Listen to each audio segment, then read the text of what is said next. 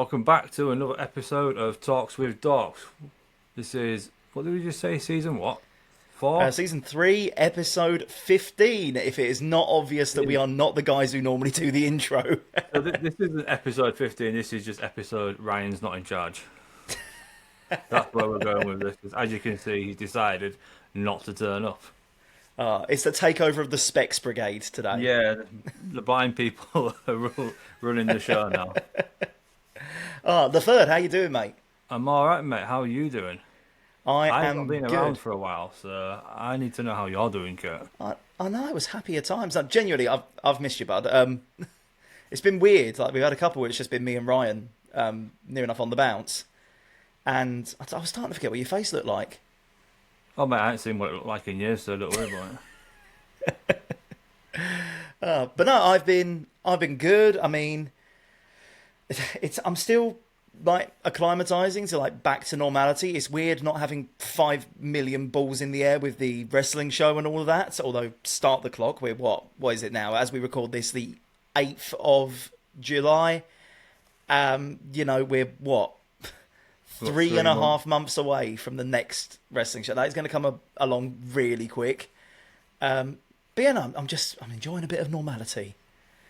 Yeah, we say a bit of normality, but it's never really normal now, is it? I mean, we're a bunch of nerds that do a podcast. What is normal? Exactly. I mean, one thing I have been doing lately as well is like gradually. I mean, it's very appropriate that the new Jurassic World movie dropped recently because I feel like that is my life in my garden at the moment. By the way, this is about to be the most, this is about to be the most middle-aged, middle-class homeowner conversation ever. But Okay. we used to have a gardener who did our back garden for no other reason other than he was a family friend. He was quite happy to do it. Got him cheap. Do you know what? Load off my mind. Yeah, very happy to do that. He was doing my garden for ages, and he's retired now. And my mother and father-in-law, they said, we're in the market for a new garden. We'll let you know if we find someone. And, Right. Tell you what his cost is going to be. That conversation happened about 2 months ago. And the whole time I've been sitting there going, well, they're going to let us know eventually. They'll have a new guy eventually, and we can invite him around our way, and we can see what he's like, and blah, blah, blah. So I've not been touching my garden for 2 months. And that's been 2 months of heat and a bit of rain. Needless to say, I feel like I know what the people on Isla Sorna and Isla Nublar were going through when they were trying to cut through all those overgrown vines getting around the islands in Jurassic Park, because that's what it's like trying to get into my garden right now. Right, okay. Yeah, I bought myself a new strimmer, and also that strimmer came with multiple attachments. It came with some plastic bits, it came with some metal bits, and it came with a great big F-off circular saw attachment as well. When the circular saw fails, you know my garden's got too overgrown. It also came with a great big retractable machete-style knife, which the big child in me was really enjoying. Wow. And I genuinely found myself, again, like fucking Indiana Jones trying to cut through, just Jason hacking Voorhees away. coming through here. Oh, that's because I've not seen my dog in 3 weeks. She's somewhere in the reeds. They've taken her and adopted her as their own. I don't know what my garden shed looks like anymore. So my life has basically been gradually hacking away at a garden in the most depressing, why did I buy a flat with a garden moments. I'm moving, short answer. If anyone wants to buy an overgrown garden, I'm in the market now. But, right, if you think of it this way, if you leave it for 3 months, you're sorted for Halloween decorations. If I leave it for 3 more months, mate, you won't be able to make it to my front door to knock for trick or treat. Oh, we'll just maintain it at the level it's at then. I think it's past the point of no return. But how you been in the last few weeks anyway? I'm alright, mate. I've just been a bit busy one, one of them ones that's just bit of work, a bit more football. It's just a bit of illness, obviously, it's me. I mean, obviously you've not been able to be on the last couple of episodes we've done where it's just been me and Ryan. And yeah, do you know what? Let's address the elephant in the room now, by the way. Like we said at the start, and by the way, I don't think I actually ever said this officially. Hi, my name's Kurt. Welcome to Talks with Dorks. Howdy. That's the third over there. But yeah, we're missing Ryan today, and we want to talk about people who are being busy. Ryan has his own reason why he's not on the pod today, and that is, Hold Firstly, on, though. Ryan, I feel like he might want to make his own video about this. Ryan, let's put it this way. He's a lady When, boy. when, and he's not even here to defend himself. Lady boys of Basildon. But no, Ryan, when you are inevitably watching this back when you're editing, please appreciate exactly how much judgment is coming from the rest of us here. The fact that you got to do what you did tonight without us. I think we can talk about this much at the very least, other than his hobby that he gets up to at the weekends. I think, yeah, he's mentioned this already, so we can talk about it now. Ryan, tonight, is at a official press screening, early doors access for the new Superman movie. In fact, as of about 10 minutes ago, as we're recording this, our little group chat popped off with one message from Ryan that simply says, "That film is fucking amazing." Well, thanks for no spoilers at the very least, Ryan, but I also think that's how the dare most you? conversation we've had out of him in a week. He's actually been surprisingly quiet for the last week. I guarantee you he is probably skipping down the street like a schoolboy on Christmas He's Day at holding the it in, moment. and he don't want to spoil it for us. Oh, yeah. Yeah, honestly, you know that literally every podcast episode we do from this point until we have all seen it is going to be him just like not being able to talk about it and wanting to talk about it. Well, you got any plans to see it anytime soon? I'm half tempted now to leave it till the last possible moment just to make the man explode. Ooh, I don't think he can contain himself. No, he won't. I think he's been waiting a very, very long time for a good Superman film. Haven't we all? I mean, I like Man of Steel. I don't mind Man of It's Steel. also The one 12 years ago. I said when we were last talking about it though is that Man of Steel, the one problem I have with it is that Superman is not dark and gritty. Which, although I think Man of Steel was a good movie, and of course Henry Cavill, god of all nerds, Yeah. and an amazing Sorry, Superman, Henry, watching this. but yeah, I have an issue with Man of Steel purely on the fact that not that it's a bad film, just that I don't think it's a good Superman film, if that makes sense. Yeah. It's pretty. Thing is, it would have been a good origin film for any character. Yeah, It probably just didn't fit Superman as much as it could have done. yeah, exactly that, and. I've said this well. I know Ryan's a big defender of Batman versus Superman, but Ryan's not here to defend it this day. What the hell is that movie? I have so many issues with that. It's ridiculous. I think you're right. Yeah, better part of 12 years for a decent Superman film. And yeah, he's been chomping at the bit since the trailer dropped. By the way, go check out Ryan's reaction to the trailer if you haven't already. But yeah, I'm half tempted, just out of spite for the fact that he got to go to this press screening and we didn't. I'm half tempted to not watch the film until the literal last day that it's in the cinema, just to make him wait to be able to discuss it on the pod. He'll just record about you, mate. He will. He'll record on a different day and just not invite me. I guarantee his reaction video to that film comes out before this episode. Oh, absolutely. In fact, I wouldn't be surprised if he's already on TikTok Live or already on his Instagram Reels. Now, yeah. Yeah, probably as we record this. If you're in the comments section now on the YouTube video for this podcast episode, by the way, please comment below to say if Ryan was on TikTok Live at the moment we're recording this. As we record now, it's 10 p.m. on the 8th of July. Ryan has just finished that press screening, and we can't check because we're here. So go on Ryan's TikTok or Instagram and tell us, did he immediately hop on the Instagram Lives or whatever? One thing we can confirm is he went dressed up as Lex Luthor. Oh, He got into character early for that. yeah. I mean, it started growing back now, rather depressingly. I know, but it's happened once now, so I'm not letting it go. Ever. No. I've had to let go of other things that I'm not allowed to say anymore, so I've got to hold on to something. Maybe that's why I haven't been around. I'm sat there shaking like I don't know what to do.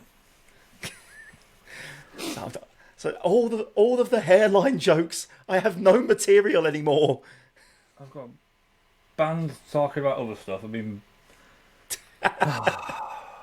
we're not even going there. No. Admittedly, that was a thought that I had in my head at the moment we started recording this today, knowing that knowing that No, I wasn't going to be told off for saying anything. yeah, no, yeah, knowing that the man that usually plays referee between all of us is not here, is how long until one of us says something that Ryan later on in the edit looks at and goes, "I'm gonna kill him. I'm gonna kill him." I usually get away with it as well. He doesn't realise until afterwards. Or someone will message me afterwards and be like, "Oh," or when the episode comes out and they'll be like, "Oh, you said." Did they realise you said that? I'm like, nah. It's harder now. I've got this better mic though. Because before I we can hear you now. Yeah, I could say it under my breath, and Ryan has to listen out for it. That's what he said that to me. He was like, "I had to listen really carefully when you had that old mic." Well, it's the old mic. Plus, we no longer hear your fan. We no longer get the early warning sign that you're about to come in with a zinger. So now you can just slip them under the radar without us knowing you're there. I mean, I might need to get like a little thing that I press and it just say warning. We need the third alarm. Laferde alarm. I like that. It's like the bat signal. That's the next venture, isn't it? We've got the Patreon now. Now we're going to have our own storefront. Well, yeah. I mean, that's the dream, isn't it? We've got t-shirts to sell now. We'll be selling cameos and all sorts. I mean, that's a thought already. We've talk about 3 months till the next wrestling show. I mean, we need to start talking about what the bloody shirt design's going to look like as well. There's going to be loads of talks about it. I say we've enjoyed a bit of chill time, but I don't think there's going to be much resting on our laurels much more. I don't think that. I think that like on screen we've been more chilled about it, but I think in reality, cogs have been turning more in Ryan's head than ever. Yeah, behind the scenes, like we're all stressing about it. When me and Laferde join the other two on the No Hair Club, you can tell how stressed we've got behind the scenes. I'll start wearing a hat when I upload.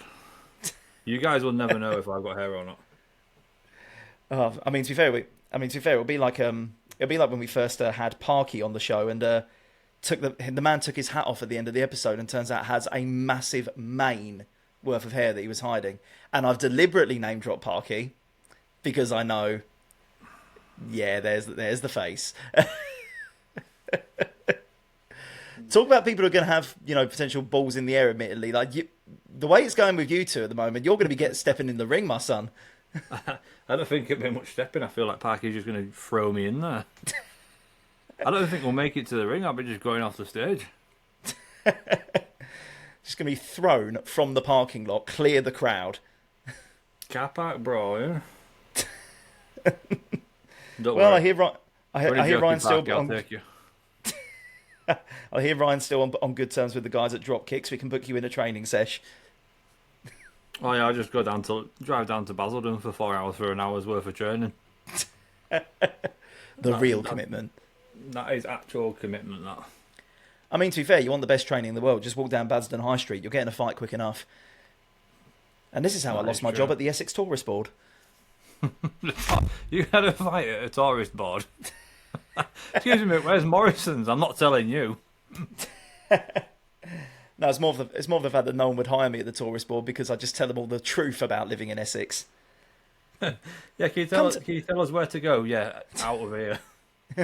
No, it's more like where I live. It's like Southend-on-Sea. Come for the seafront. Stay for the machete fights. And to be fair, stay for the sport. Come for the sea. Sport? What sport? Our team's lucky if they're even in a league.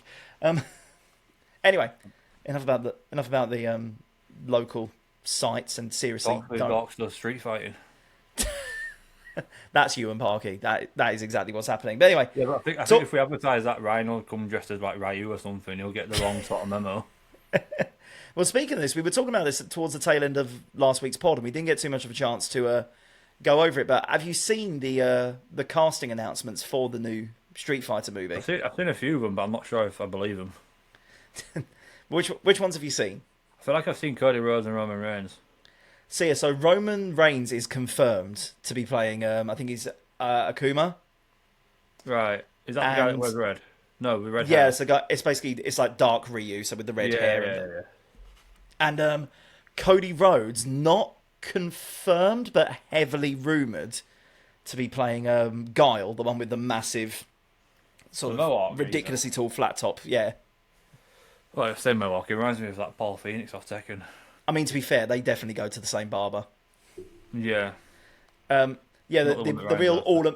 the real all-American army dude who was played by the notably Belgian Jean-Claude Van Damme in the other film.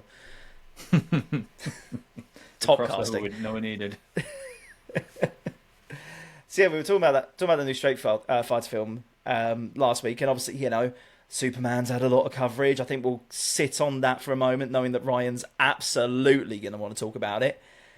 But there's a few other bits of sort of nerdy news that I wanted to get your opinion on before we dive into our main sort of discussion topic for today. So, not loads, admittedly. I think Superman has absolutely dominated all of the sort of news and press coverage over the course of the last week. Rightly so. But I mentioned the new Jurassic World Rebirth movie, which basically they might as well have saved themselves some money and just filmed it in my garden. But but to be fair, they don't need to save money because obviously that film has already made some bank at the box office since it dropped. Seen it? Not yet. It's on my radar, but I wanted to mention it today anyway because not only has the film made bank, but they've actually, because of the amount that they've already taken in that opening weekend, they are now not just claiming the box office draw that they've had, but they've also allowed one particular person to set a record. And that is, obviously, this is the first Jurassic World movie where there's none of the original cast, so there's no Alan Grant, there's no Jeff Goldblum, and there's not even a Chris Pratt in this one anymore. It is a new cast. People are in it, yeah. So the main face behind it now is Scarlett Johansson, which I'm not mad about. Love Scarlett, but also as of Jurassic World doing its first few days in the box office, it has already made enough money that has allowed Scarlett Johansson to now claim the top spot in this ranking. She is now the highest grossing film actor of all time. ScarJo. Total. ScarJo is now the highest grossing actor of all time. RDJ. Yeah, higher than RDJ, higher than Dwayne Johnson, higher than Samuel L. Jackson. Key point here, not highest earning. She is not the highest paid actor in Hollywood. Highest grossing. So basically, her films collectively have made the most money out of any other actor's films. Of course it will. Yeah, but again, like she beats RDJ, who obviously was one of the main faces behind the Avengers. So like, collectively, her films have made the most money out of any other actor. Yeah, whether she gets paid to match that, I'll leave that up to you. But I'm pretty sure The Rock still holds the record as the highest earning actor in Hollywood. I don't know how he's average. It's simple. They play the same role in every movie, mate. Yeah, well, yeah, exactly. Yeah, Adam Sandler should be up there then if that's the case. I mean, I think The Rock might actually be worse than Adam Sandler. And to be fair, I do like The Rock, but let's be honest, it's a case of quick. It's like quick. We're doing a jungle movie. We need someone who's really muscly who can wear khaki. Yeah. Who somehow manages to get rock bottom into every film. I mean, have you ever seen The Quiz, which is basically they take a freeze frame of The Rock from multiple different movies and you have to guess what movie it is? It's the same fucking photo every time, I swear. It's like, is it Jumanji? Is it San Andreas? Is it, what was it? Oh, Jesus Christ. Journey to the Mysterious Island. Journey to the Centre of the Earth or whatever. Oh, they are all the same film. Not the same film, but The Rock is playing the exact same character in everyone. Yeah. But, I mean, I'll not hear a bad word said against Adam Sandler as well. Again, this is what happens when you're not here for a couple of weeks. We were talking about the Adam Sandler movies last week as well. Yeah, I'm a staunch Adam Sandler defender as well. Okay. But he does play the same character in every film. I mean, he does, but I love him for it. I don't care that he plays the same role in the movie. He's not annoying with it. I think because you know to expect it as well. He's not annoying with it. Yeah, I mean, you know exactly what you're signing up for with an Adam Sandler movie. Like, yeah. If you see an Adam Sandler movie and he's not playing an overgrown man-child, you feel like you've not got your money's worth. Yeah. It's a crap film. And you go pay for an Adam Sandler movie. I mean, Grown Ups is probably one of my favourite movies of all times because it was literally is his best film. Yeah, it is literally Adam Sandler just getting his mates together and just dicking around on a movie set for 2 hours. Exactly. Although, to be fair, I will accept the defeat when it comes to Grown Ups 2. I love Grown Ups 1. I think they jumped the shark with the second one. It didn't need a second one. No. I mean, there's only one thing about the second one that I like most, and that is the fact that, a wild Stone Cold Steve Austin appears, which automatically elevates every film. Yeah, I kind of like the scene where they're rolling down the hill in the tyre. That's actually quite... Oh, yeah, that as well. The lake scene, admittedly, where they're all being forced to jump off the cliff, admittedly, always gets a laugh from me as well. Maybe I love Grown Ups too. I've changed my mind. Yeah, it's high class cinema. About it. So, speaking of other nerd film news, so I'm a big Marvel fan. I don't think we've ever had this discussion before, whether you're more DC or more Marvel or none of the above. Sir, I'm definitely more Marvel, but when it comes to DC, I'm more Batman, just pure Batman than anything. To be fair, I'm about the same, admittedly. Like, overall, Marvel beats DC for me. However, Batman is high enough in my rankings to almost make me a DC man by default. The only character out of Marvel that ranks close to Batman for me is Spider-Man. Yeah, absolutely the same. Call me the most Wolverine and Iron Man. It's just they're not Batman. Yeah, I mean, call me the most stereotypical superhero nerd ever, but it is Spider-Man and Batman. They are my top two. Maybe that makes me basic. Maybe I should be going more for the connoisseur's choice or something like that. But that's the basic. It's those two. Yeah. So if you're a Marvel man, yes. Sorry. Go for it. Go on. So if you're a Marvel man, yes. I take it you saw the whole MCU saga for the most part. Maybe, obviously, I forgive you if you've not watched everything post Endgame, but everything. Yeah. Did you watch before Disney took them over? Did you watch any of the original Netflix Marvel TV series, like the original Daredevil and Punisher? Exactly. Daredevil is the second best series ever made. Yeah. Did you watch them all though? Did you do Jessica Jones, Iron Fist? Yeah, I watched them all multiple times. In fact, right, Daredevil himself is in London in August. I'm going to that Comic-Con to meet him. Oh, I'm jealous. Everyone's getting to go on these amazing days and meet people, and maybe it's because I'm the new guy. I'll get there eventually. But, but I mean, if you were a fan of those ones, I mean, was it Jessica Jones was the first one? I'm not sure what order they came out in. I'm not sure. I'm 90% certain it went Jones, Daredevil.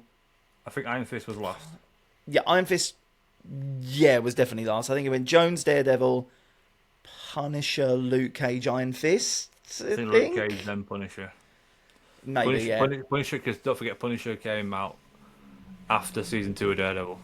Yes, it did. Because they did the Defenders movies, Defenders TV series. Yeah, well, like a mini-series sort of thing, yeah. So I fell in love with it from Jessica Jones onwards, admittedly. I thought that was an amazing series. I had never heard of Jessica Jones as a comic book character before seeing her in that series, so I was going in totally blind. Yeah, I'd never heard of it, yeah. And, I mean, firstly, David Tennant as, what's his name? Kilgrave. Yeah. I thought Tennant was... I mean, it's Tennant. I mean, the man can very rarely put a foot wrong. But I thought was amazing in that, and loved every element of Jessica Jones. Kind of felt like by the time we got to the Defenders, I was getting a bit of fatigue with it, admittedly.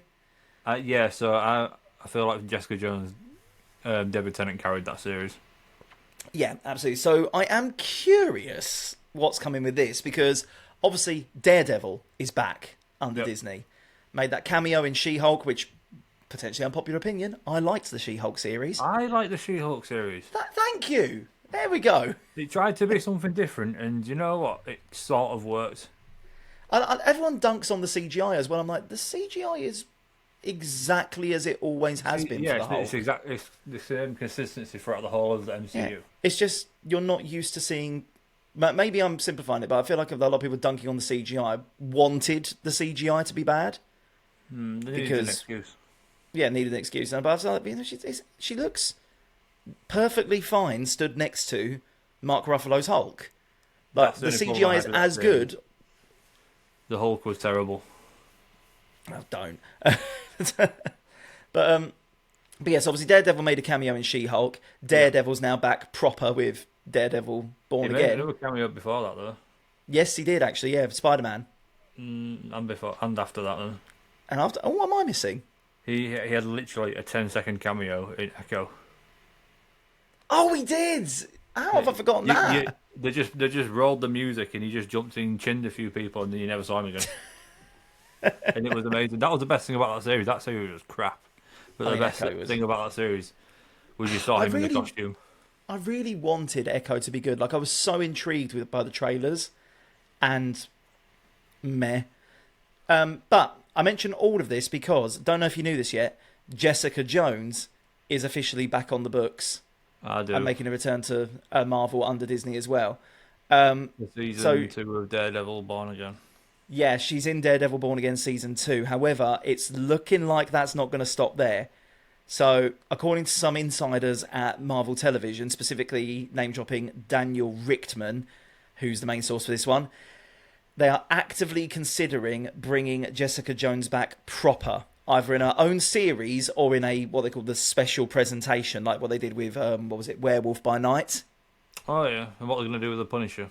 Yeah, so it's looking like we're going to get again Jessica Jones proper, like not just a cameo in Daredevil, but an actual standalone Jessica Her Jones, own which little I'm thing, all for. Yeah.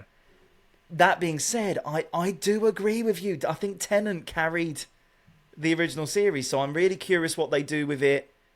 Obviously, assuming they're not going to find a way to bring Tennant back. Yeah, I don't think he wasn't part of the snap. He ain't coming back. Although, I mean, let's be honest, it's Marvel. No one stays dead forever. Have you watched Ironheart? Do you know what? I was going to bring this up last week, and we missed our opportunity to do it because we hit 2 hours without even trying last week. So, have you seen Ironheart for starters? I finished it about 2 hours ago. Right, I will defer to your opinion for starters then. What does Laferde make of Ironheart? I thought it started off a bit slow. It was, I didn't really know much about her. I mean, she was in the Black Panther film, and that was it. Like, that was my entire knowledge of her. Did you know much about like the character before the series? Because like, she is actually a comic book character. Yeah. She's like a teenage Iron Man, basically, isn't she? Like, she's got all the knowledge, but she didn't have the money, sort of thing. I mean, she's the classic sort of legacy character of like, you know. Yeah, she's like Haley Steinfeld's Hawkeye. She's just going to carry it on. Yeah. Now, my opinion of Ironheart in general has got nothing to do with the series. I thought the series was fine. Okay. And I've got no problem with the actor. I've got no problem with any of that. My problem is, and before anybody says about it being a female Iron Man or being a black Iron Man, it's none of that. My issue is with legacy characters in general. Okay. In that I have a fundamental issue with legacy characters basically like being, oh, this is the new Iron Man. Oh, this is the new Hawkeye. Yeah. You know, I'm just like, just come up with a different superhero. Let them be their own person. Let them be their own thing because, you know, being the new anything, it's always going to feel, you know, we're going to compare it to the one that came before. Yeah. You know, the one that came before that we have so much time invested in. An entire saga around.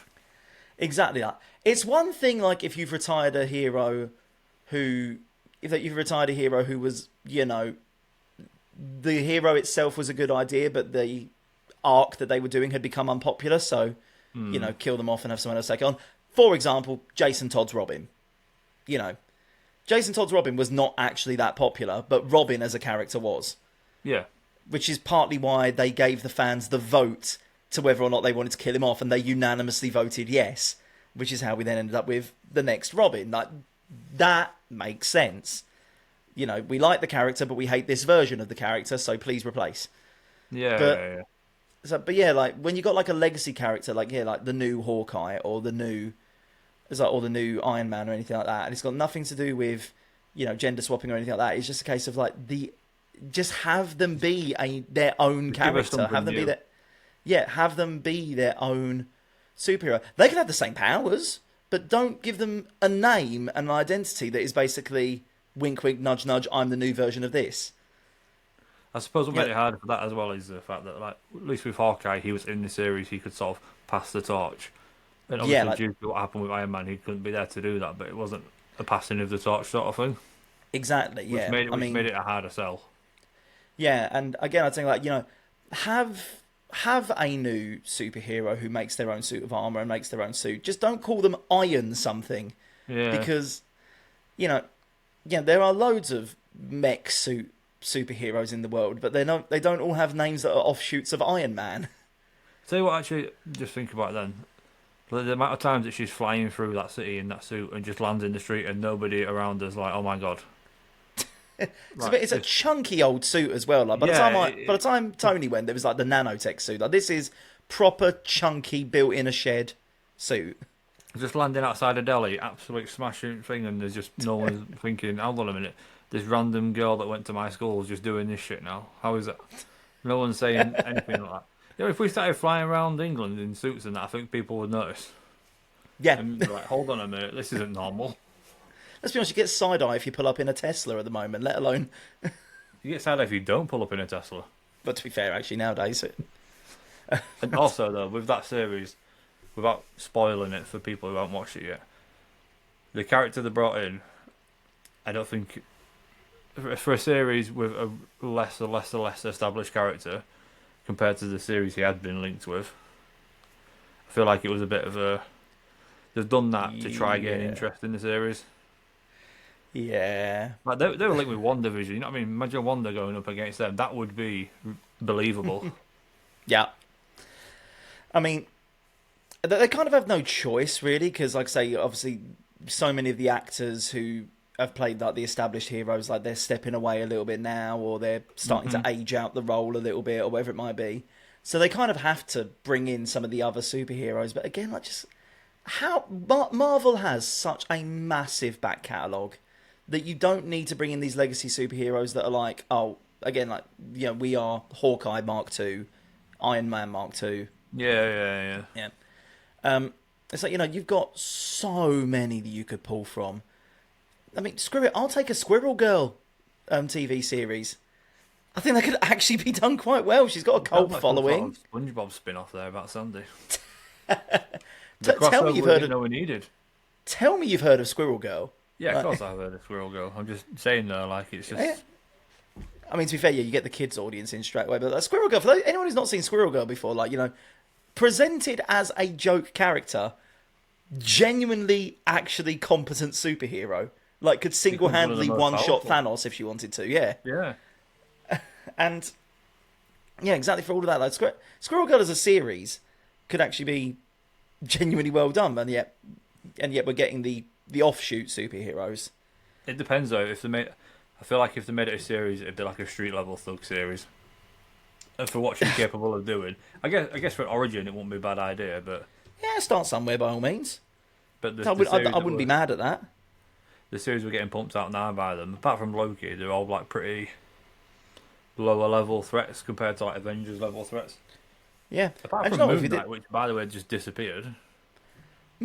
What happened with Moon Knight? I mean, that was one amazing. That series again, superhero that we haven't seen on screen before. Interesting superhero as well with the whole split personality thing. Yeah. And also genuinely cool to look at superhero, no matter which version of the Moon Knight, whether we're getting the actual the white Grim Reaper look, or whether we're getting the more dapper suit look. Both are, brilliantly iconic looks. Never seen it on screen before. Not tied to any of the other superheroes. Brilliant series. Where's it gone? Not to mention that giant fucking thing with a pigeon beak thing, the witch doctor looking thing. That was well scary. No, I think it's called. I thought this is going to be a horror series. No, I think that is his name actually. It's called, isn't it? Yeah, giant thing with pigeon beak. I mean, I think it probably could have tied in with Ant-Man before the whole Jonathan Majors thing went. I could have easily seen it being tied in with all that. Yeah, I mean, I could get on my soapbox about this for a while. But listen to us, Marvel. We'll sort your films out. Please do. I mean, honestly, I'll defend She-Hulk again. I think She-Hulk had the right idea in the final episode. Fucking jumps out the Yeah, jumps out the screen and goes to have a word with Kevin Feige. Someone had to. I was expecting a little Deadpool cameo there. I don't know why. I just felt like that would have fit. Oh, to be fair, honestly, I hope they haven't. I hope they haven't listened too much to the backlash and like retired the character outright. Because that's what they cancelled series 2 off the back of all the moaning that people did about season 1. I hope they haven't, like I say, just totally retired the character. Like, I'm fair play if you go, oh, maybe if we're gonna do it, we want to make sure we're doing it right. But like, why can I see them just like never touching She-Hulk again, which would be a massive crime? Because again, I thought it had potential. There was definitely flaws in the series. It wasn't as bad as people made it out to be. And yeah, I'd very happily see her back, just with a bit more fine-tuning. Yeah, she wasn't the worst character our series have done. However, though, right, the one series they need to bring back is Agents of S.H.I.E.L.D. That is unbelievable. Oh, yes. Yes. That is the best series ever made, hand down. I don't even care. Me and Neve are working, like, we're going through it at the moment. We're on season 5, and it's getting a little bit. It's kind of hard, isn't it? Like, have you seen it? Oh yeah. Yeah, like from the first season when it's all like we're all Shield and to the events of Captain America or whatever else, and then suddenly they're in space fighting aliens and whatever else. It's a little bit far fetched, so it does get a bit like none of this is getting believable now, sort of thing.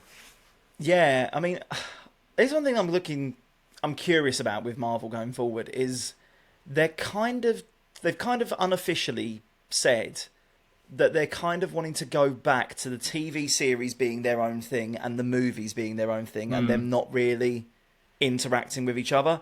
Like, kind of funny enough, what we had with the original Jessica Jones and Daredevil series. Like, they kind of were in the Marvel universe, but didn't really like acknowledge what was happening with the films. There might have been like a throwaway line here or there, but yeah, which on the one hand means that you can kind of watch them in their own bubble, and you don't have to have seen the God knows how many hours worth of movies that have come before that to make sense of what's happening now. Yeah. But on the other hand, it means that like problem number one, if you ask me, is that there's always going to be that one smart ass. This guy, there's always going to be this one smart ass over here who goes, oh, like why are they not talking about the massive alien invasion that apparently happened over their heads? Yeah, I think that even with the stuff that they bring out in cinema these days. Yeah. But problem number 2 is that it almost stops you from being able to tell some more interesting stories if you are keeping certain characters relegated to the series and not allowing them to interact with some of the stuff that happens in the movies, or vice versa. Yeah, I mean, let's be honest. You wouldn't have Daredevil dropping by, dropping by to bail Spider-Man out of court. Because Daredevil's a TV series character and Spider-Man's a movie character. So you wouldn't have interactions like that. Which, by the way, one of the best scenes from Spider-Man. I was the only one cheering this. As soon as I saw that walking stick put down, I just went up and went, fucking yes. Moon was like, what is up with you? And I was like, what is wrong with you? You've seen Daredevil. How do you not know who that is? I mean, to be fair, you talk about cheering. I mean, Spider-Man No Way Home is one of watching Spider-Man No Way Home in the cinema is one of those times where I genuinely felt like I had, stepped into a portal myself and ended up in America, because one other time, admittedly, I'll get onto the other time, but apart from this one other time, never have I been in a cinema where people have actively cheered and done a round of applause for something that is recorded happening on a screen than when Andrew Garfield and then Tobey Maguire walked through those portals. I was so buzzing when Toby, not even Toby, Andrew Garfield for me. When he walked out, I was. Oh yeah, I was more for Andrew. Like, I'm always said that Andrew, if you ask me, is actually my favourite Spider-Man. It's not my favourite. It's not my favourite movies. I have quite a few issues with Andrew's movies, but I think he is my favourite Spider-Man. He's got the. And I really want to see him do another go round. So I was over the moon to see him. Yeah. I was buzzing for it. I was loving it, and I was cheering internally, and yet people around me are like, "Woo, yeah!" Just genuinely up and cheering in the cinema, and it was the weirdest thing. I've only ever had it one other time, and it was when I went to the IMAX in London to go Right. see Star Wars Rogue One when that first Really? came out. Yeah, again, I saw the IMAX screening. This wasn't even a premiere, by the way. It was just a screening that was happening at Yeah, the yeah, yeah. IMAX. And obviously, it's a great, great Star Wars movie. If you ask me, Rogue One. And if you ask many people, they'd agree. And if you definitely ask all the people that were in the IMAX with me that day, they'd all agree. Because, once again, and I cannot stress this enough, this is not a stage performance. The actors are not there. And yet, when the credits started rolling and dun dun dun dun dun dun dun dun dun, everyone started clapping. It's like, Yeah. It's I'm in thing is, America. it's quite annoying that when you're watching it because you think it's going to interrupt, but actually when you're there and it happens, it's quite nice.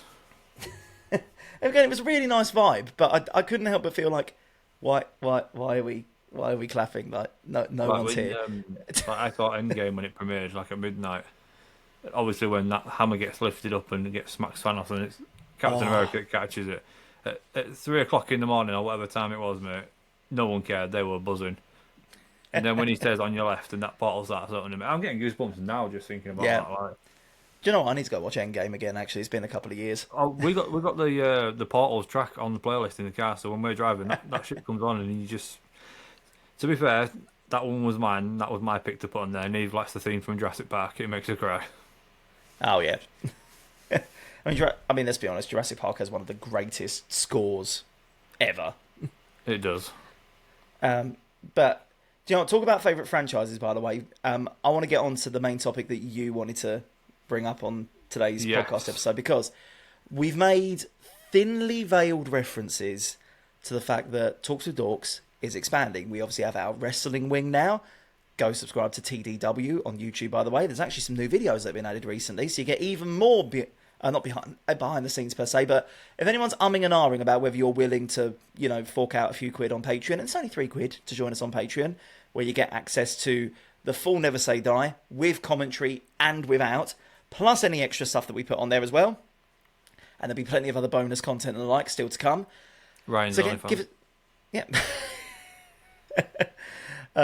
Don't, that's extra. But that's Not what gonna the be next there tier is on going to there, be. is it?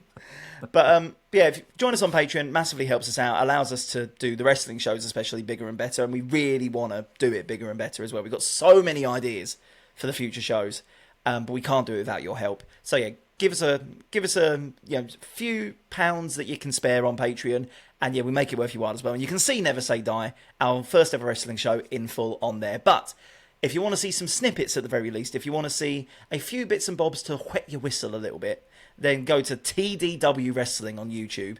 And so far, you can see, firstly, the full match, our first ever match, the Strong Dads versus the Kings of the Ring. That is up there in full. We also have what happened when the Showtime Darlings went down to the ring and put their hands on our GMs. You have Ryan's favourite moment, just because of the amount of headache it has given him since. And I definitely think the third's favourite moment, what happened when Parky stormed the ring, chair in hand.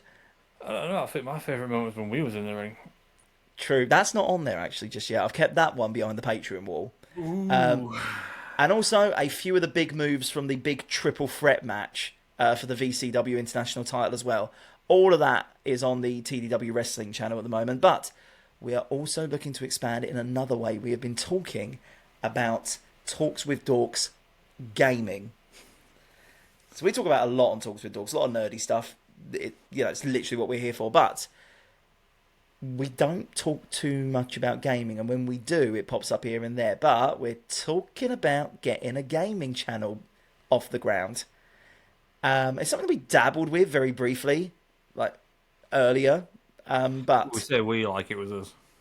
yeah, we, like neither of us who are on the pod today were involved in it.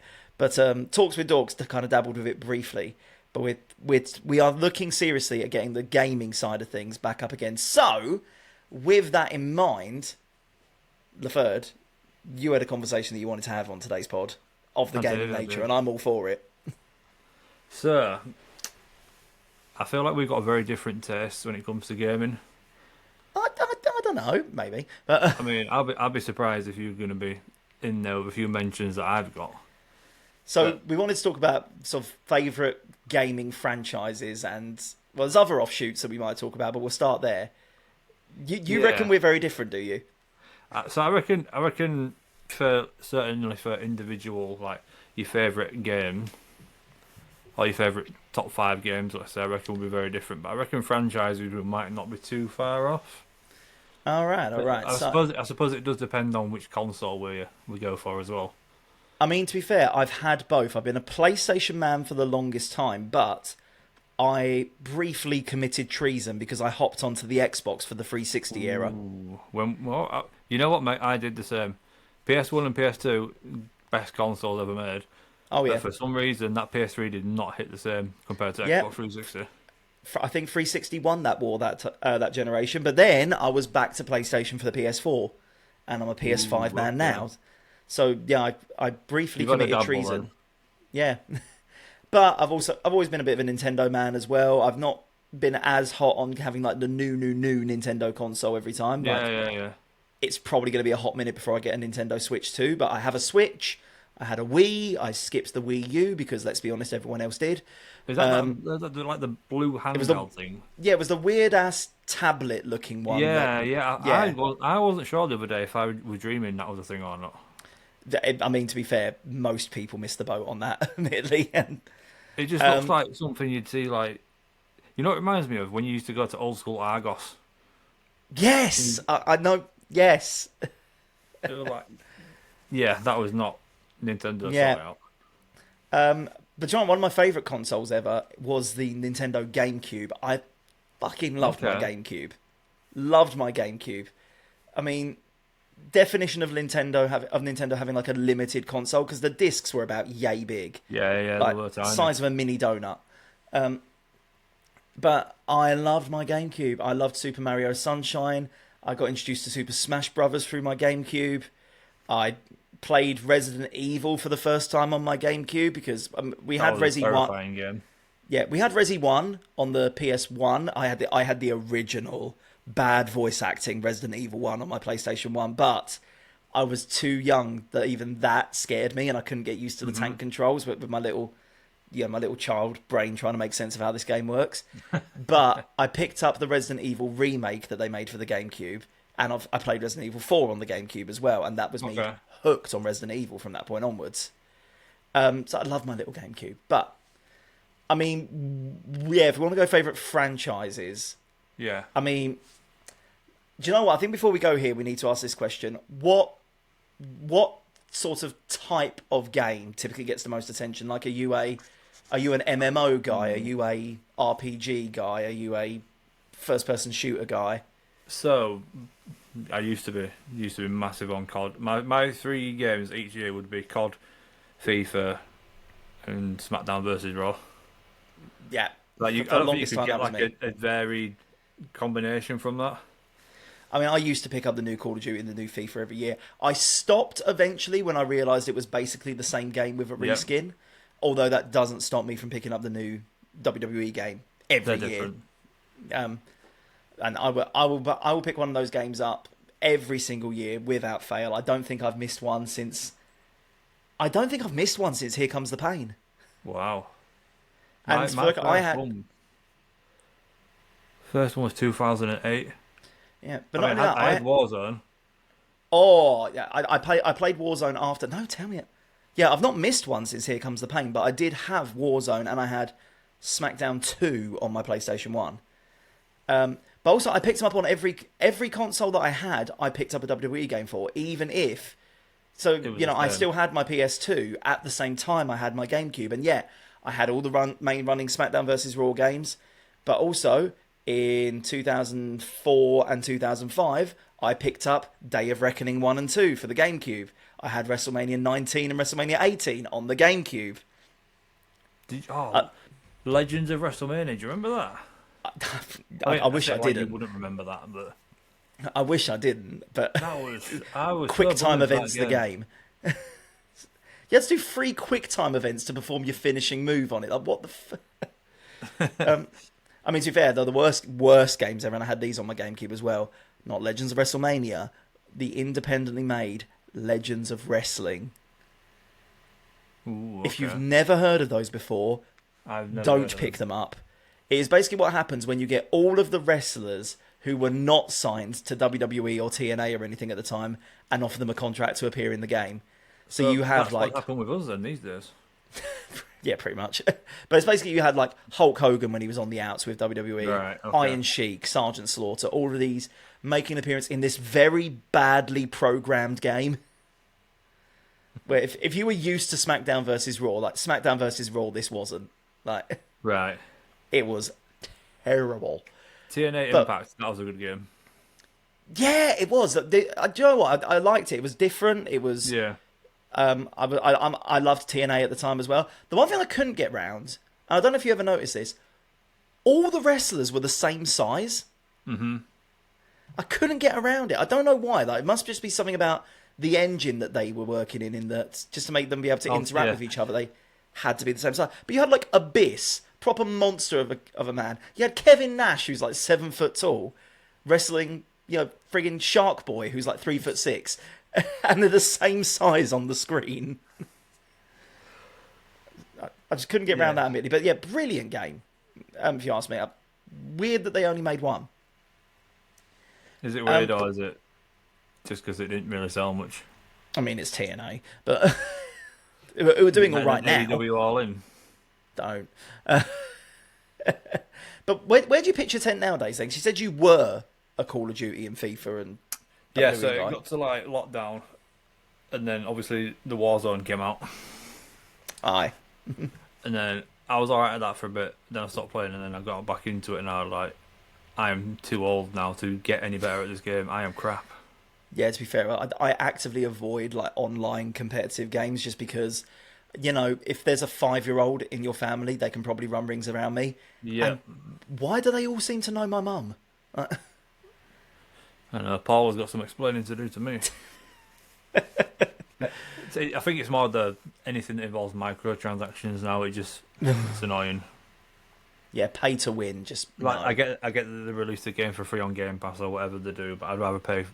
Well, at the time it used to be like 40 quid for a game, didn't it? It's like 70 now. Yeah, like I'm happy enough to well, not happy is the wrong word, but I'll willingly do it. I will willingly fork out extra money for like expansions or Yeah. DLC missions or some skins that don't actually affect the game. But I'm a guy who likes to customize, so I'm quite happy to fork out for a nice like skin package. But do you not remember the time when your customization used to come with challenges you had to do, like 500 you'd unlock it in the game, 500 yeah. headshots or whatever, and so many kills yeah. or whatever. Now it's Oh, don't get me wrong. pay a fiver, you get everything. You also get 700 levels thrown on there as well. Oh yeah, don't worry. I still long for that, but like, I'm willing to play the game. I'm willing to pay extra for some bits that it doesn't affect the game other than giving me more of the game. Yeah. But but I hate the ones where it's like, £10 for an XP boost. That lasts half an hour. Yeah, exactly. Like literally just, but also basically means if I have money, I'm better at this game than you Yeah. because exactly. I can just pay to have more XP and pay Exactly. to level up quicker. That's what I hate about modern gaming, admittedly. I mean, for me myself, I love any game where I can customize. I love any game where I can get into the nitty gritty and like make stuff. It's part of the reason why I actually love the WWE games. I don't play that many matches in WWE, but I love trying to create different wrestlers. I like trying to create different arenas, whether it be whether it be like classic arenas or whether it be my take on like, if they brought this pay-per-view back, what might it look like? Or quite frankly, this is going to make me sound slightly weird potentially. At the moment, I'm making most of the talent that was on Never Say Die. So you said most of the talent, so it won't be including Parky then? I may have not got around to Parky, admittedly, but Parky, you're on the Well, you cards. can't be if you're involving talent. You are gonna have some. This is God gonna be help like- you on. By the time it gets to October, this is going to be like just short of a year in the making. Yeah, God help you on the 26th of October. But I'm making Never Say Die at the moment, and it's basically happened because I was just making another wrestler randomly, and I was going through all the different parts that you can make, Yeah, and yeah. I stumbled across in two different menus a ringmaster's jacket and a pair of star-shaped sunglasses, and I went, "Can I could make They look Mr. familiar. Dexter from this if I wanted to.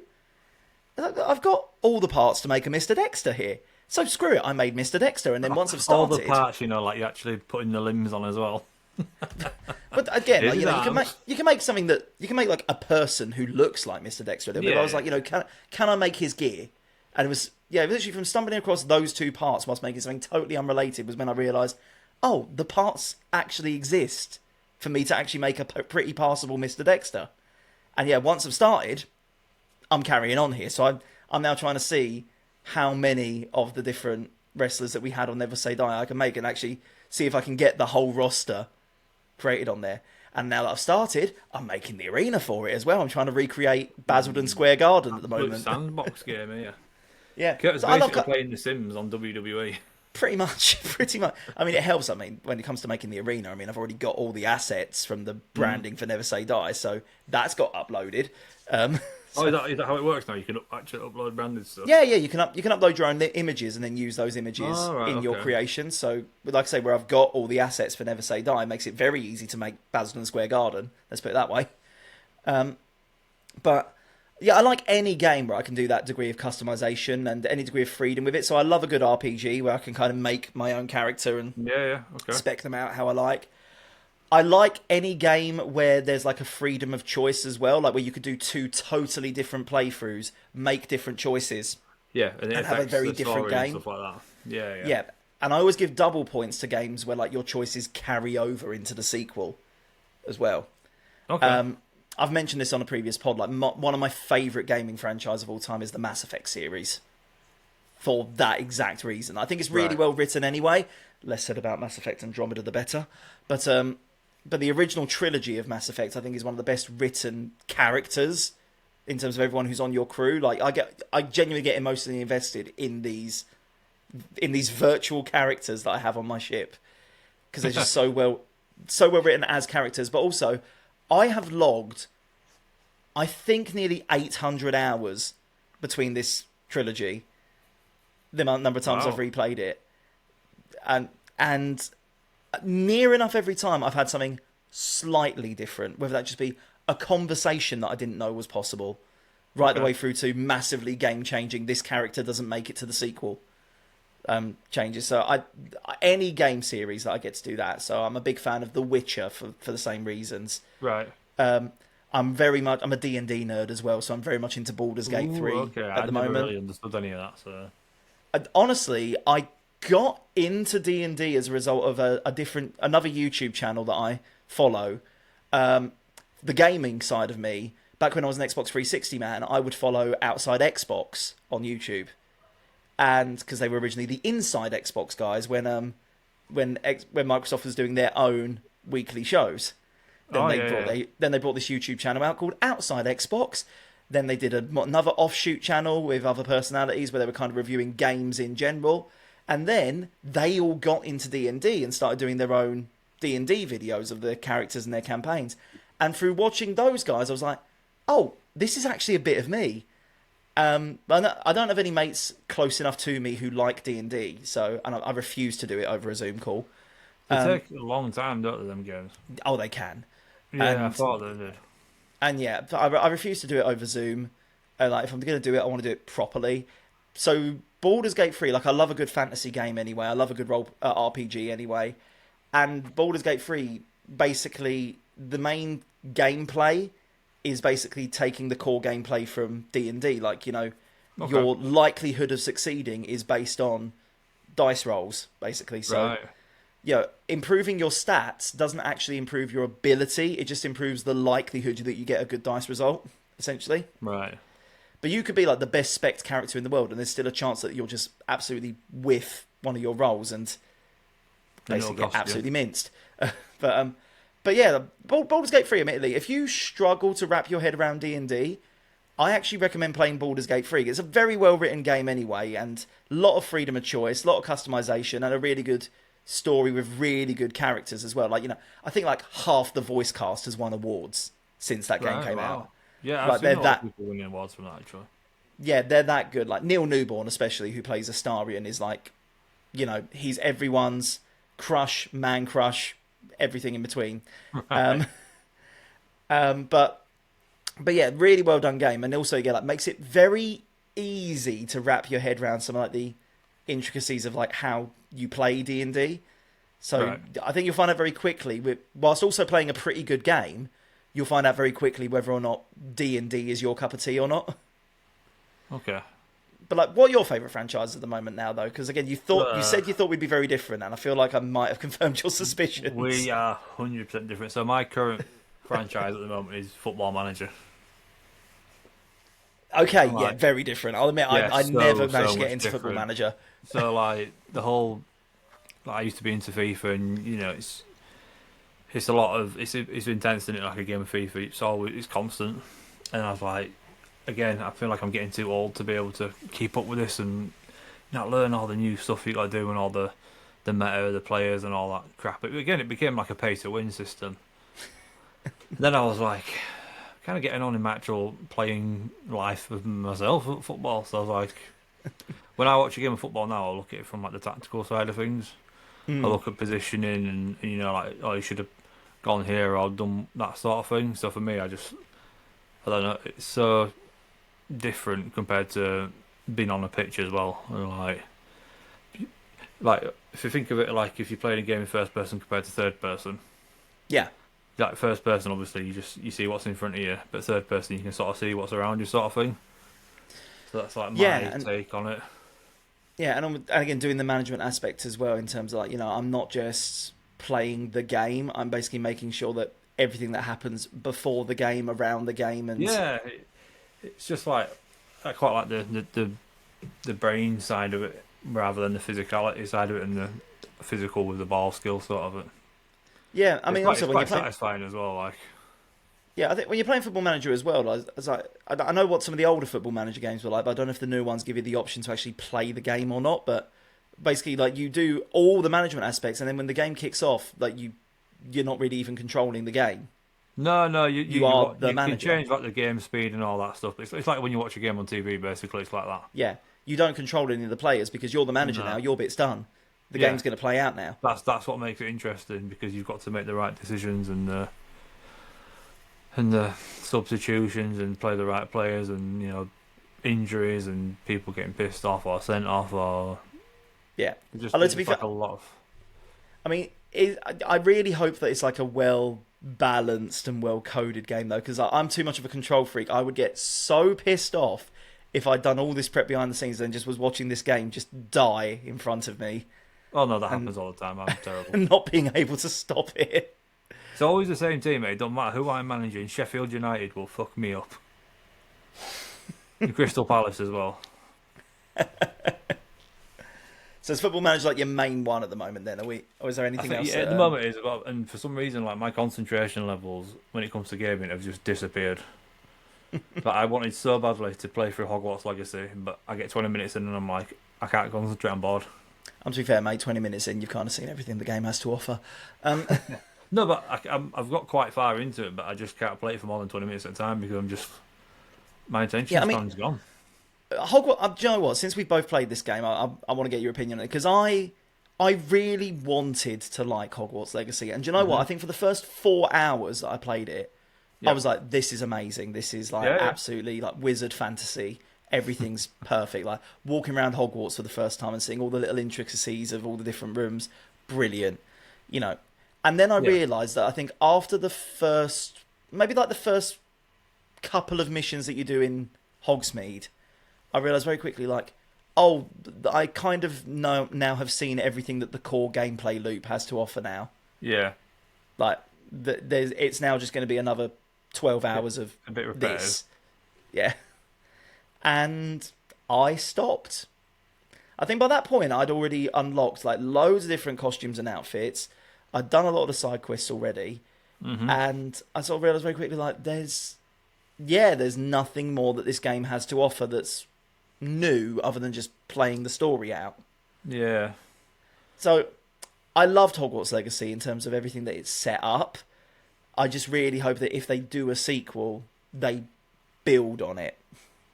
Yeah, it needs to have a bit more variety in terms of the story and the missions and stuff, rather than. I mean, the customization is great and the graphics are just ridiculously good. Graphics are amazing for it, yeah. Although But it kind of needs more than that. I don't know about you as well. If there's one other thing I want to see happen if they make another Hogwarts Legacy, hire better voice actors for the protagonist. You mean the ones that generically sound like Daniel Radcliffe? Yeah, like, you know, the voice actors for like all the NPCs, like, all the other characters were absolutely fine. The voice actor for your character, I don't know if it's just because, like, you know, you were going to be customizing it anyway, that they wanted to hire the most bland, generic person possible. But my God, I would say they had a voice like watching paint dry, but I think it is an insult to paint. You just kill someone and he's just like got no emotion in his voice or anything like.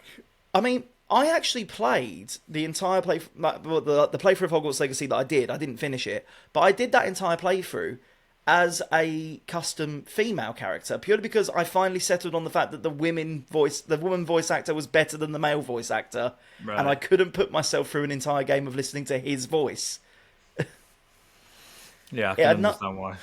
Yeah, normally whenever I do an RPG, I'll usually do one playthrough as male, one playthrough as female, just to see if there's differences in terms of like the conversations you have, or, you know, in some games even totally new quests that you don't get otherwise. But yeah, so I normally do one of each. But normally my first playthrough, I'll try and create something that's like close to me, something that kind of looks like it could be me in the game. And then the second playthrough, I'll go, you know, full customization. I'll make a female character that looks however, and, you know, see how far I can take the character creator from there, and then go off on that. Yeah. But I started with a female character on Hogwarts Legacy because I couldn't stand the male voice. He was so unbelievably bland. He was, you know, he was a 2-month-old stale Ryvita. Ryvita. And on the off chance that particular voice actor is listening, I'm not even going to say sorry. Mate, buck your ideas up. What? I don't want to know how much you got paid for that game, but it was too much. Watch him leave a comment like, I was just working with a script I had. When Yeah, they're directing. What directing? Yeah, exactly. Oh, we've hit an hour without trying. What's your first console you had? First console. So, okay, there's two answers to this one. I'll tell you for why. So my first console that I can safely say. First consoles. So there's the first console that I actually can safely say was mine, and then there's the first console that I played so much of it might as well have been mine. All right. Okay. So the first console I actually owned that I can safely say was mine. I had a SNES Super Nintendo. Okay. With 2 games on it initially that I played to death, which was Super Mario World. Which, if you ask me, the Mario franchise peaked there. Like, just nailed it, if you ask me. But maybe I've got nostalgia goggles on. So Super Mario World was one. With, I think that's the first appearance of Yoshi. I don't know. I think it might be. But also, this is a deep cut, Paperboy. Okay. Was the other game that I had.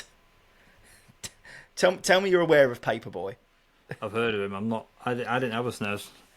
It's the most basic premise for a game ever. Like, basically, you are little isometric 2D. Basically, you're on a cycle, riding down the road, and you just have to yeet newspapers and try and score them in your neighbours' mailboxes. Yeah. Right. Of course, yeah. I think I've seen it.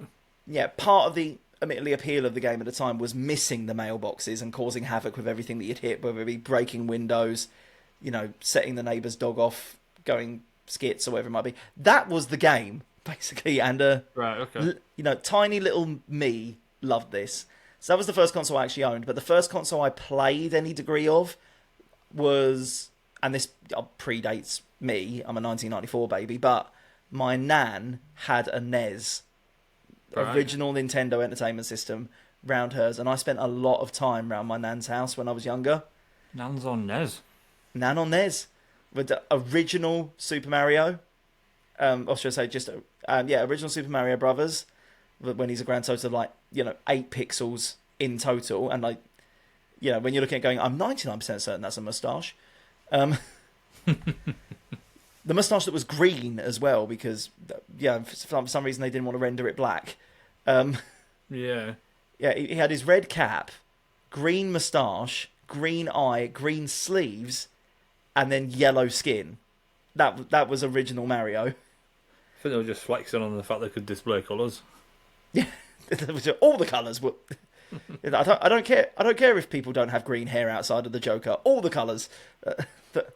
That Super Mario, and also the original NES Star Wars game was probably the second game that I played. Other than that, my nan had 3 games. She had Super Mario, she had the original Star Wars game, and she had the light gun attachment because yes, we had Duck Hunt.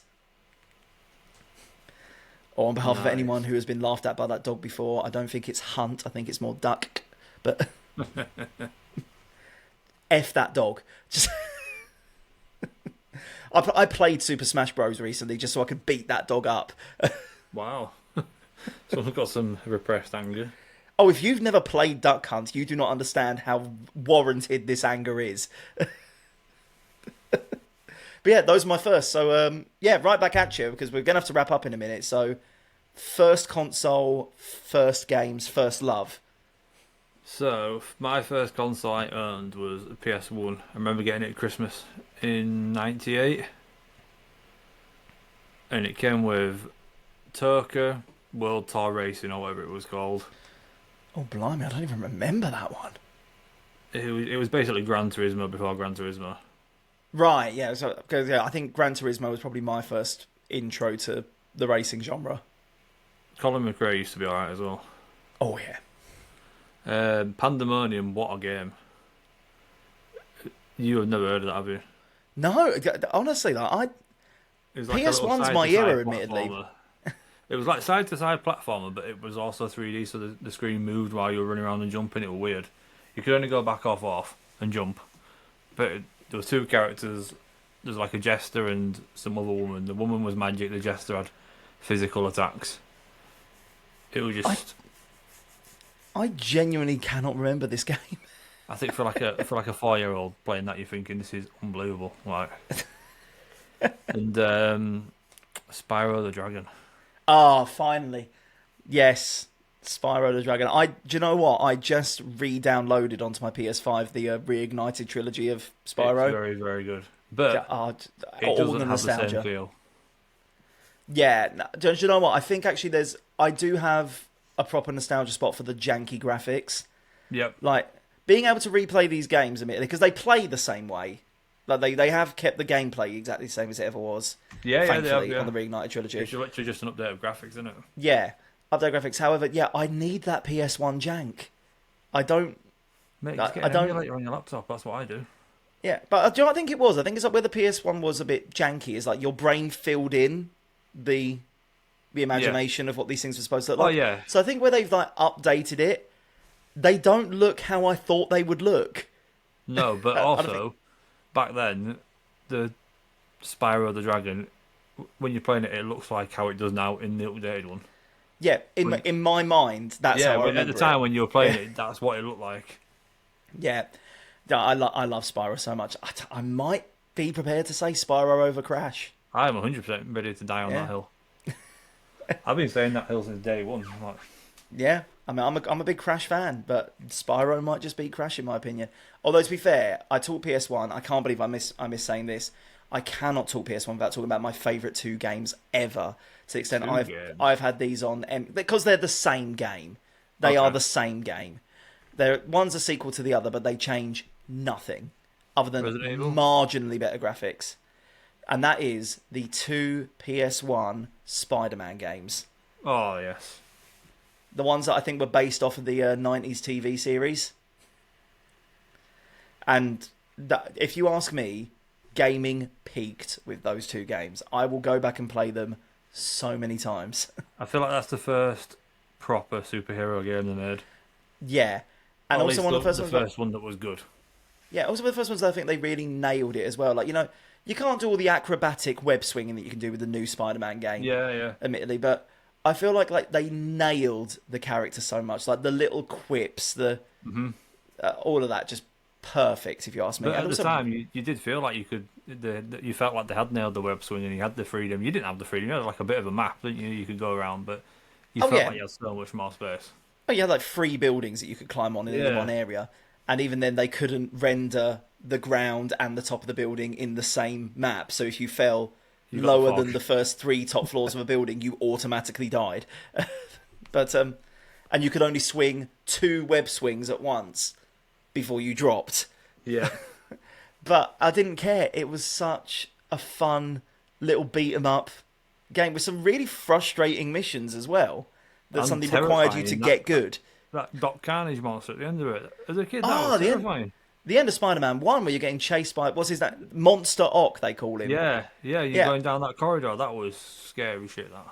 yeah, yeah, you don't even fight it. You just have to run as this thing is literally screaming die at you the Yeah. whole way.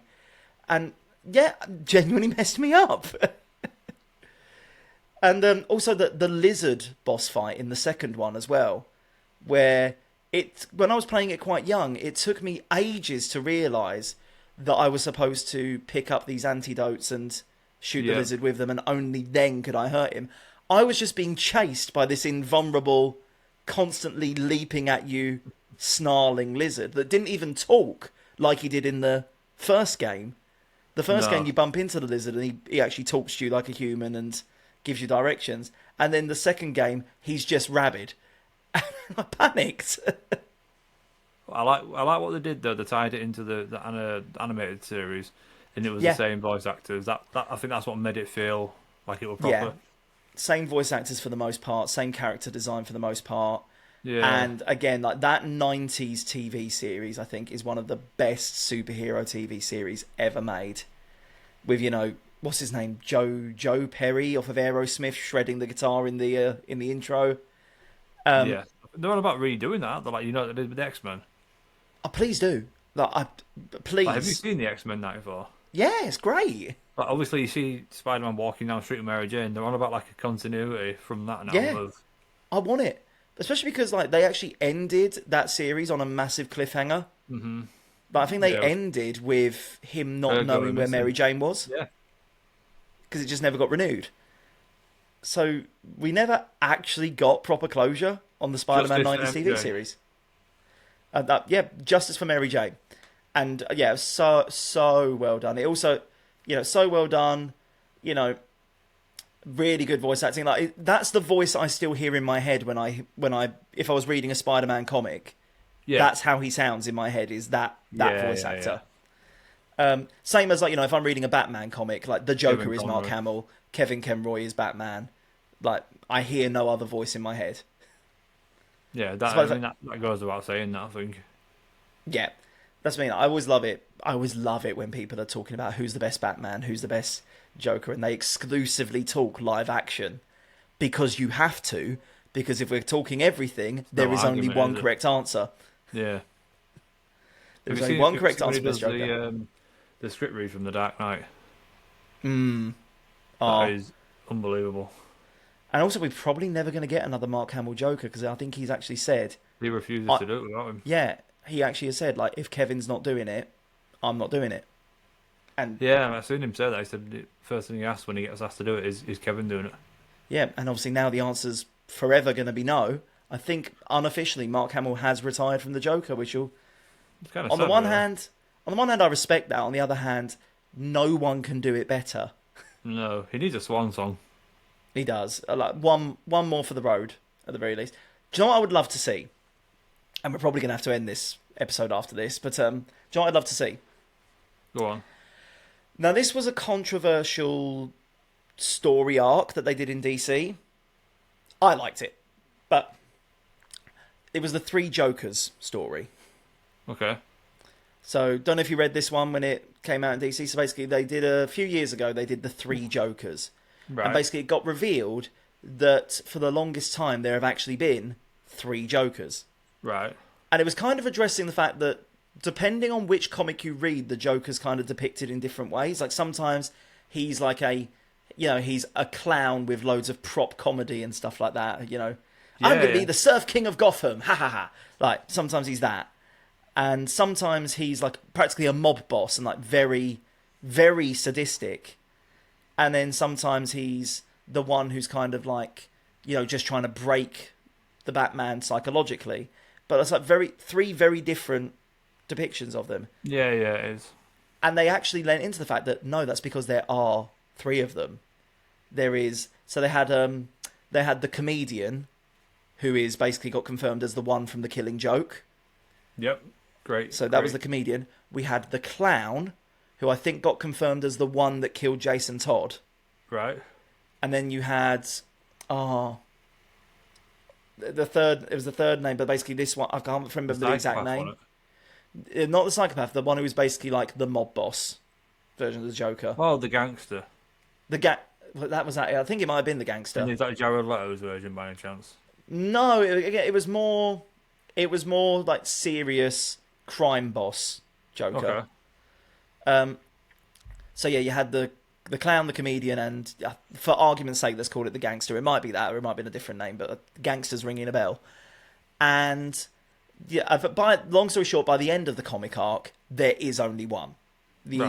Two of the others get killed off, and it gets confirmed that basically one of them made the other two, and then those other two end up getting killed off before the end of the comic book arc, and then this one carries on. I'm not going to say which one because you need to read the series for yourself.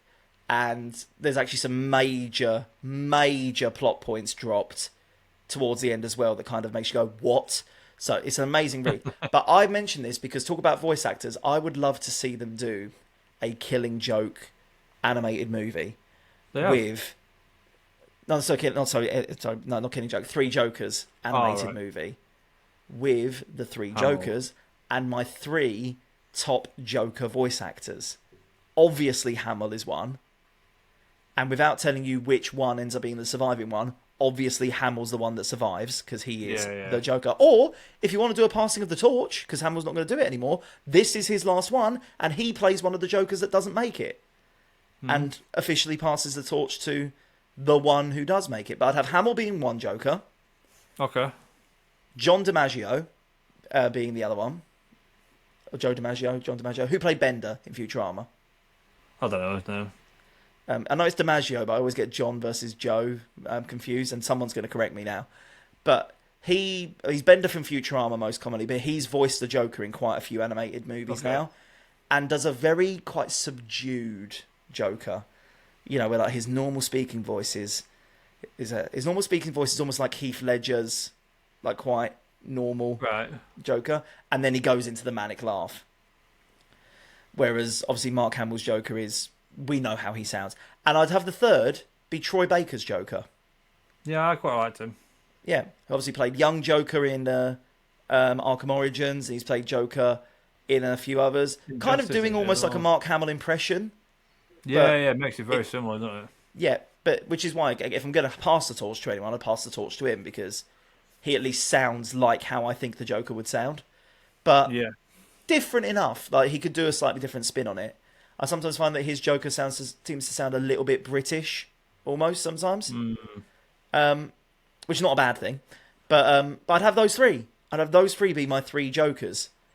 And I mean, if I'm picking, I definitely would have DiMaggio's be the more serious mob boss version of the Joker, and then dealer's choice in terms of whether you want to have.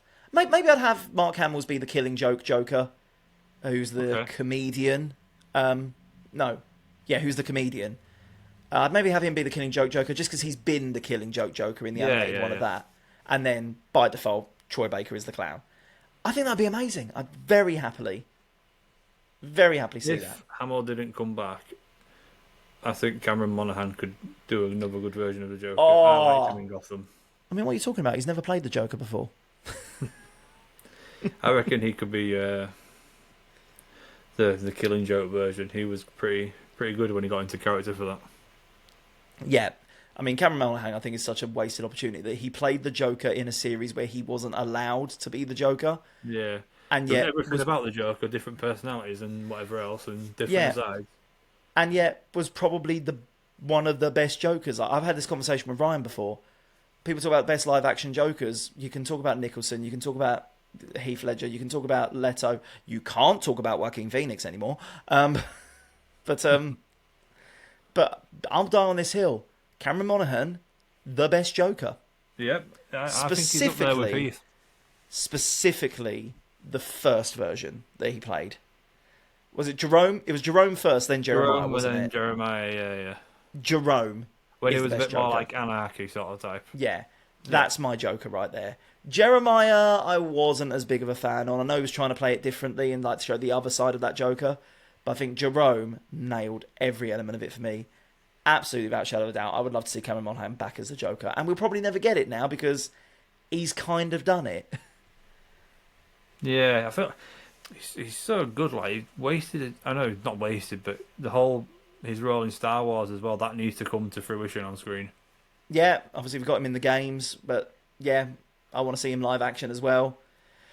And you know what? One more I'll say in terms of wasted opportunities, and I'm not the first person to say this, and nor will I be the last. How the hell did we never get Willem Dafoe as the Joker? Yes, I mean there's That still man time, I is suppose. that man is made for it. Yeah, his facial expressions alone. Oh, he would need no makeup. It's funny you should say Willem Dafoe, because if I twist this around, my birthday present from Neve is on that top. I was going to comment on that. I thought that was new. Yeah. For anyone who's just listening to us on Spotify at the moment, or if you've got YouTube up and it's just sat down by the side or something, go on YouTube or pick your phone up if you've got us on YouTube, because that is a good addition to Laferde's backdrop. I know, she was so buzzing when she got me, bless her. I mean, if you've never seen Laferde's backdrop before, if you exclusively listen to us, we've got our little nerd backdrops here. I've got my Mandalorian helmet. I've got my AEW all-in signed Bryan Danielson turnbuckle, which I'm very proud of. I mean, Laferde trounces me on the nerd stuff, like so much Power Rangers stuff. It's ridiculous. I mean, you got the Lord Zed helmet up there as well, but the new edition, which looks a bit weird with the Power Ranger stuff, admittedly, but I need to make a rearrangement. Is Willem Dafoe Green Goblin helmet, and I am so jealous of that. I mean, I've got the Black Panther helmet here as well. Oh yes, behind your shoulder. I hadn't seen it before now. Black Panther. Do you know what? Another reason to join us on Patreon. You know, I'm planning on maybe siphoning off some of the money so I can buy more nerd shit. But no, please do follow us on Patreon. Again, nice and easy. Patreon.com/TalkDork Podcast. Same as all the other socials. We have the £3 tier that you can join us in. Just the one singular tier. Everything's going to be under that, and we're going to add more and more to it as well. And even if we do additional tiers in the future, we're never going to take away from this current tier. So everything you pay for here, you will get. And currently, that includes 2 versions of Never Say Die. And of course, that also includes any behind-the-scenes stuff as well. Or you can pay £4 to just get Never Say Die as a one-off if you don't want to do the monthly. Either way, massively helps us out. And, well, I'm not in charge of the company bank account, so I don't get to use the money to buy more nerd shit. So it's all going forward to making Talks with Dorks even better. And, of course, Tree Fog Grading. Get your cards graded. Use the code as always. But in the meantime, hour and a half with just the 2 of us. This is actually quite short for a standard episode. I know, we did all right, though. But in the meantime, I think we will call it there. So, I've been Kurt. I'm Laferde. And we'll see you later. See you later, boys. And girls, and everybody else. We're all inclusive here at Talks with Dorks. Later. Catch you next week. See you later.